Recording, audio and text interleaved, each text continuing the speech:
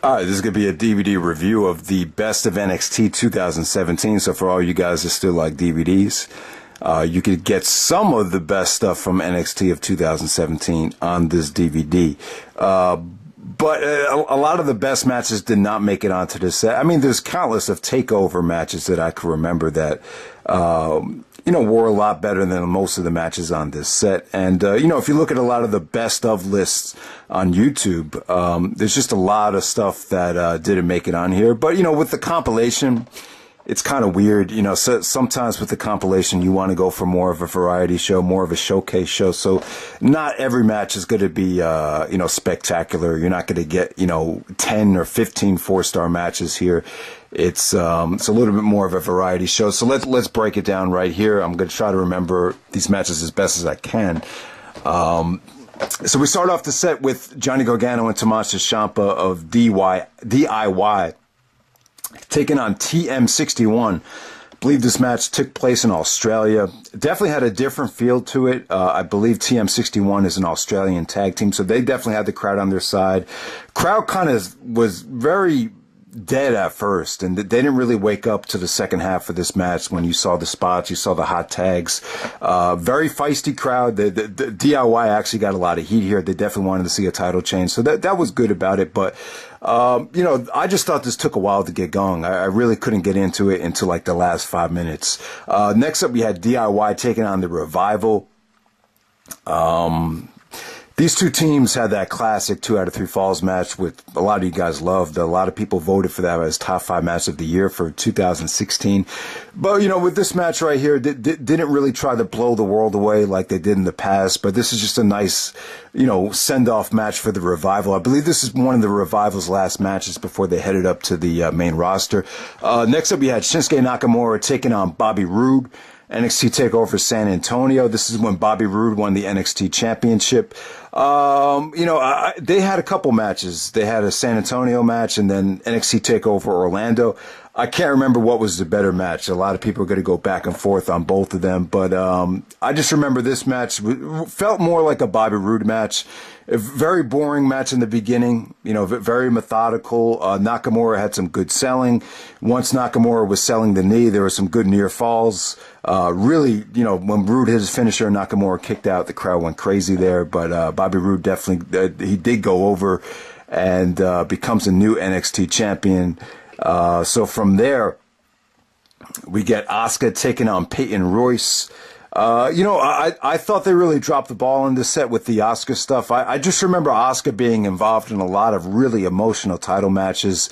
This wasn't one of them here. The Asuka versus Peyton Royce, just kind of your generic television match. I mean, it was okay. It wasn't bad. Peyton Royce actually from Australia. I think she's very attractive, but the Asuka, the Asuka dramatic emotion out of the crowd. This really, wasn't one of Asuka's better matches from the year, from what I remember. So next up, you have Sanity taking on Roderick Strong, Kassius Ohno, Ty Dillinger, and Ruby Riot. This is the opener from NXT Takeover Orlando. Really got the crowd off to a great start there. I thought you had great hot tags with Strong, Kassius Ohno, hero kind of going back and doing the, some of the stuff that made him really over with Larry Sweeney with, kind of a little bit of the comedy stuff, but in this one, he was really able to work the crowd with it. Sanity went over here, but, this was still just a lot of great talent, just a lot of great personalities in the opener right there. So that was good stuff. From NXT TakeOver Orlando, I really thought that triple threat match, that triple threat tag match to close the show. I believe you had DIY Revival and the Authors of Pain. I thought that was another, just tremendous matchup that probably should have made it onto the set. Might have been the best WrestleMania match or best match from WrestleMania weekend, to be honest with you. So next up, you had Drew McIntyre taking on Oney Lorcan, and great way to showcase Drew here. This is kind of, Drew McIntyre, Drew Galloway's return to the WWE family. This is a nice momentum building one for him. But Oney Lorcan, this guy really reminds me of Biff Busick. Maybe it is Biff Busick, and I'm just not recognizing him, but he just looks a little bit more lanky, a little bit more just a little bit more awkward than Biff did. You know, they kind of had the same look, you know, with the hairy chest, the goatee, the bald head. Very kind of similar styles with the uppercuts and the very, very stiff European style right there. But yeah, Drew McIntyre goes over him. We see more of Oney Lorcan as the set progresses.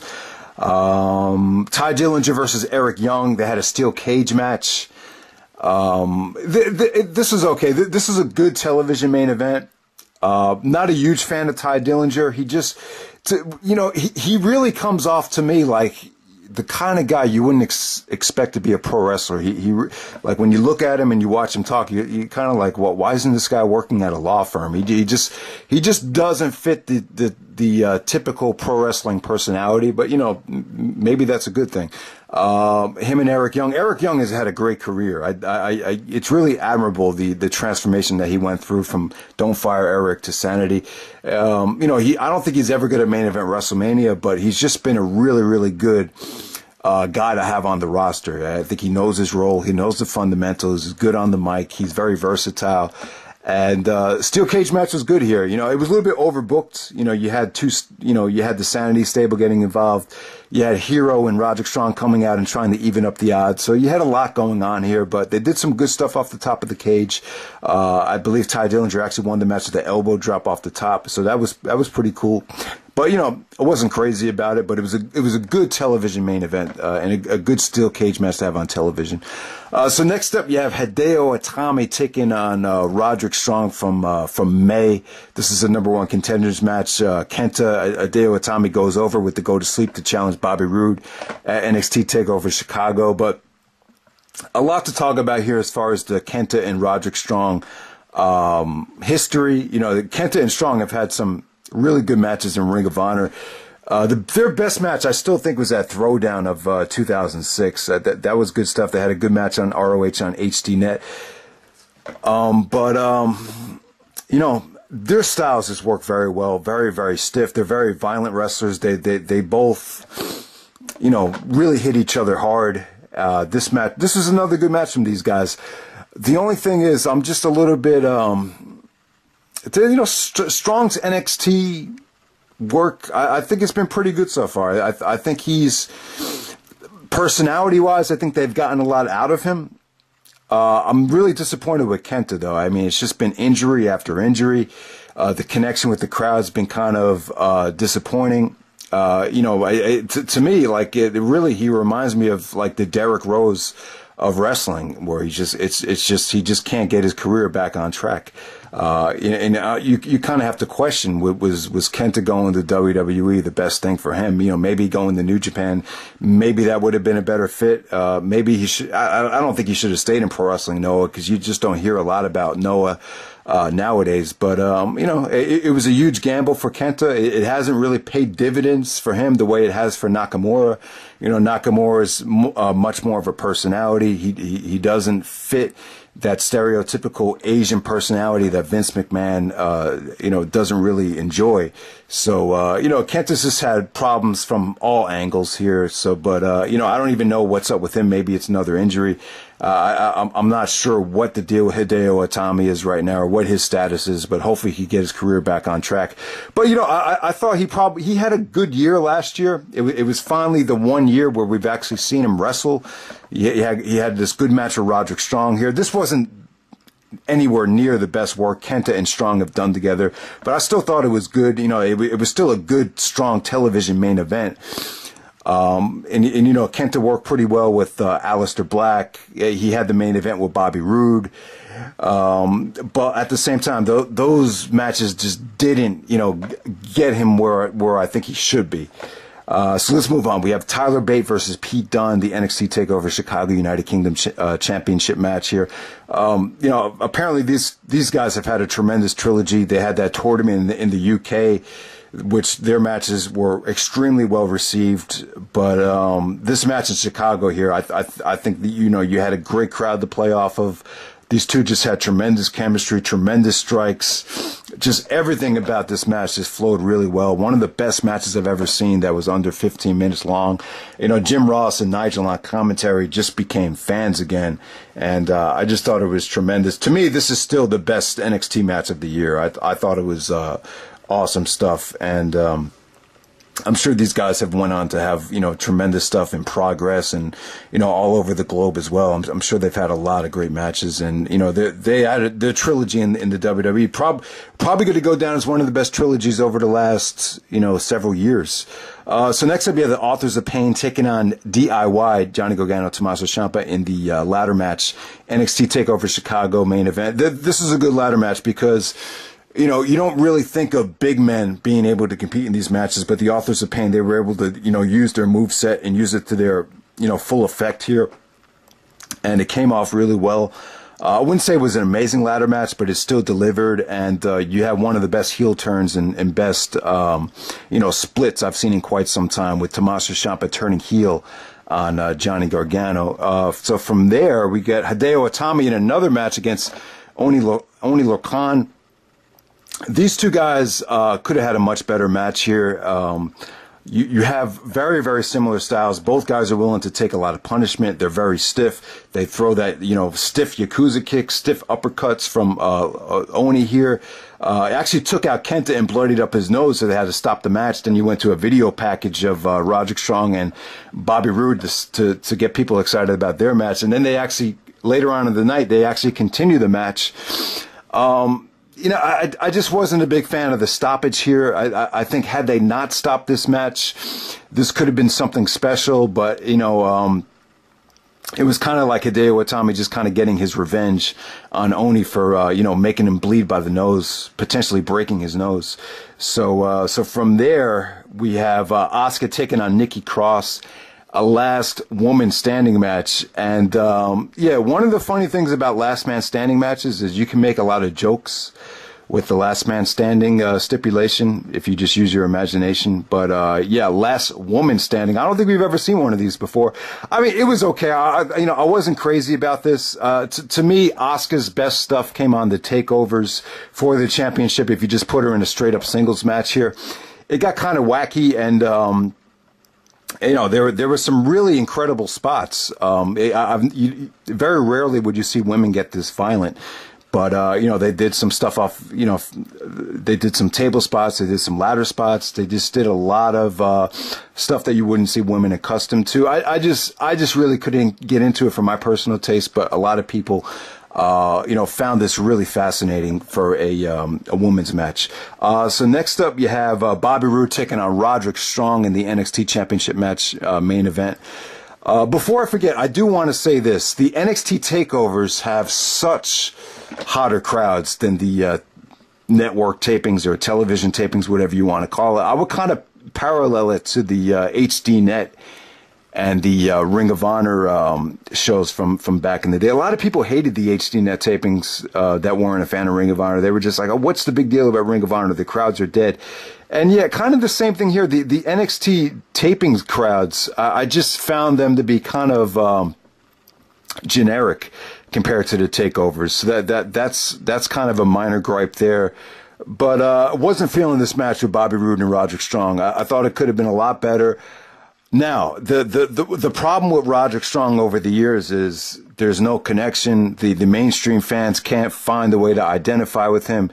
It's just backbreakers and chops. You know, a lot of people have felt that way about Strong. I'm not one of those people, but they really went out of their way to make Roderick Strong's story told here about how he came from a trailer park and, you know, really turned his life around, even though his parent, I believe one of his parents died when he was younger. And then you know, he actually ended up getting married, having a kid. And then Bobby Roode, you know, said, Roddy, you have a marginally hot wife and a son who is actually normal. So your life has never been better. But, you know, for as good as you are, you're not on the same level as me, the champ. And he did the Mr. T to Adrian thing where if you want to be with a real man, you know, give me a call. And then Roderick, you know, started beating. So you had some good tension in the feud in the video package. But I just thought the mistake that they made was bringing out the wife, and I guess it was the mother or the grandmother, that just didn't work for me. You had Roode kind of antagonizing her the whole match. I thought that took away from it. I thought what they did with the video package was fine. I think they took it a step too far, and it just took away from the match here. It really, it was good stuff, but I just thought it was a little bit too overbooked. Still a good match. It's still Roderick got some good near falls. He actually won the title, but the referee, saw that Bobby Roode's foot was underneath the rope, and he made the bad call, and they restarted the match, and then Bobby Roode goes over. Like I said, guys, I thought they could have done a lot more if they didn't bring that storyline into effect in the actual match. So next up we have Ruby Riot taking on Ember Moon. Good showcase for Ember Moon right there. Really, these two women did a lot of acrobatic things, good chemistry. Ember and Asuka from Takeover should have been on this set because that was an incredible match. So next up we had Drew McIntyre taking on Killian Dane from number one Contenders match. Good stuff right here. Kind of Killian Dane playing a never say die attitude with him just taking out all of Drew's kicks to the face, kicking out of everything, taking a lot of punishment, and told a pretty good story. Good momentum building match for Drew McIntyre heading into his match against Bobby Roode. Then move on from there. We have Aleister Black taking on Kyle O'Reilly. Awesome match here. O'Reilly looked great. These two guys have tremendous style. This is probably not going to happen. I think the WrestleMania NXT show looks pretty stacked, to be honest with you. I think it's going to be a great show. But this is one of those matches that could create that WrestleMania type of feel if they did it on the Takeover. And, like I said, guys, these guys are very well versed with their feet and their kicks and their strikes. You just had some holy shit moments here, and I thought this was great for a while it lasted. One of the best matches from the set. And, I believe this is the first time you had ever seen Kyle O'Reilly in NXT, and it came off really, really well. Next up, we had Johnny Gargano taking on Andrade Cien Almas from NXT TakeOver Brooklyn, the opener. God, this is great. These two guys, a lot of people thought that was a 5-star match that they had back in January at the Royal Rumble NXT TakeOver weekend. But, this opener right here really kind of, I think, showed everyone that these guys just have it in the ring. They have that type of chemistry where this could just be an amazing trilogy if they want to take it that far. Gargano is just in tremendous shape, and I just think him being as over as he is, a lot of it has to do with how conditioned he is. His matches are just so fun to watch because the guy just doesn't get tired, and he just moves so well now. He's just gotten himself into awesome shape, and Almas is just an incredible talent as well. I mean, him and the manager, the sexy, his sexy fiance or wife or whatever at the ringside with him, it works. It's just one of those combinations that just brings a lot of heat, and it just takes those matches on a roller coaster ride. And this one of the best openers ever right there. That was probably the best match from NXT TakeOver Brooklyn, to be honest with you. Really good stuff there. Johnny Gargano versus Raul Mendoza. This is actually the only match that's not on the network, so I didn't watch this, but Johnny Gargano actually faced Raul Mendoza in his return to NXT. And then they put on a nice little bonus here from NXT Live from Lowell, Massachusetts, September 21st, 2017. So that kind of makes the DVD, worth checking out. So that's kind of what the WWE has had to do over the last couple of years.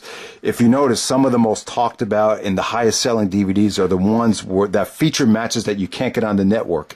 Dark matches, house show matches from Shawn Michaels' reign from 1996, or a lot of that stuff is what they've had to do to sell DVDs now, and so that's what it's become. To me, and let me talk about this now. DVDs, if you have a good computer, if you have a laptop that's able to play the WWE Network without any interruptions, it does kind of become pointless to get the DVDs. And if you're like Michael B. Jordan from Creed, where you could actually hook the laptop up to a huge, big screen TV and watch the matches, I guess it does become pointless to actually buy DVDs. But there's a lot of people. I used to be like this a couple years ago, where I had a really, like a $400 laptop, and and you're just not able to blow up the screen and actually watch the WWE Network without any interruptions, then yeah, you still want to buy a DVD so you can watch it on the big screen TV and just relax and not have to worry about, the router dying or the modem dying or the screen not being able to, watch it. But yeah, like I said, guys, that's one of the things that the WWE's had to do. A lot of that's what I think they're having a lot of trouble being creative and getting the DVDs to sell now. There's really not a lot of stuff that they could put on that's not on the network. So you're going to see more and more, the Macho Man's unreleased matches or house show matches you would have never dreamed of seeing from the Attitude Era. So you're going to get more and more stuff like that. So Gargano, Raul Mendoza, I'm sorry, guys, I didn't buy the DVD set. I just went and watched the WWE Network for this listing here. So I'm sorry. Some people might be pissed off by that. I know I've done DVDs reviews in the past without even buying the DVD, but yeah, Johnny Gargano versus Raul Mendoza. Maybe this is a 5-star match. Maybe this is like an incredible match. I have no way of knowing, but if anyone was lucky enough to actually see this match, let me know in the comment section exactly how good it was. Next up, we have the Undisputed Era taking on Sanity, 6-man tag match. This is a good match to get you ready for the War Games match. Really set up War Games quite nicely. I wouldn't expect anything crazy here. Kind of ended right before it got going. Next up, you have Drew McIntyre taking on Adam Cole. NXT Live from San Antonio, Texas. They actually do have this match on the network, even though it is a house show match. Kind of had a Chikara type of feel to it with the crowd. A very, very indie type of feel, and I thought that took away from the match. With Shawn Michaels being the guest referee, I'm a big fan of Michaels as guest referee. He's been in some of the best matches in WWE history as guest referee. Undertaker versus Bret Hart from SummerSlam. Triple H versus Undertaker, Hell in a Cell. Rock versus Triple H, Iron Man Judgment Day match. So yeah, Michaels usually does a tremendous job, but here I kind of thought it took away from the match. You had too much interference here. The fans were chanting super kick, super kick. So, I just thought it was a little bit too overbooked here, but McIntyre and Cole, they worked really well together. There was some really good stuff here. Cole and Shawn Michaels had some good tension between them, but at the same time, I don't know. It was just a little bit too overbooked for me, so I probably didn't like it as much as some people. Next up, you had Drew McIntyre taking on Andrade Cien Almas here. Awesome match. Andrade Almas wins the NXT Championship. The fans were actually behind him. McIntyre got some heat here. I don't know, it's because they're in Houston. It was predominantly more of a Latino Mexican crowd. Maybe that's why Almas had so much fan support. But that DDT at the end there was sick. And like I said, Andrade's fiance or her girlfriend, she adds a lot. She actually does a lot of stuff behind the referee's match that just creates a lot more drama there. So McIntyre's reign, I don't think it really needed to be that long. Everyone knows who Drew McIntyre is, Drew Galloway is. So his reign really didn't last that long, but I thought it was good. Hopefully he gets back healthy soon and we see him on the main roster. He's really improved a lot. His look has gotten a lot better too. His look he just looks a lot more badass now than he did back in the back during 2009, 2010 before he got fired. And next up we have the match. This is probably the main reason I reviewed the DVD, because War Games is a long time ago. Instead of reviewing the War Games pay-per-view, I just decided to review this set. And Undisputed Era versus Sanity versus Roderick Strong and the Authors of Pain, the first War Games match since WCW went out of business here. I thought the match was it was cool. I thought it was great. I think as far as spots and creativity, this might be one of the best War Games matches of all time. To me, it just didn't have that star power factor from 91 and 92, where you're seeing Sid Justice, Flair, Sting. It was just kind of missing that.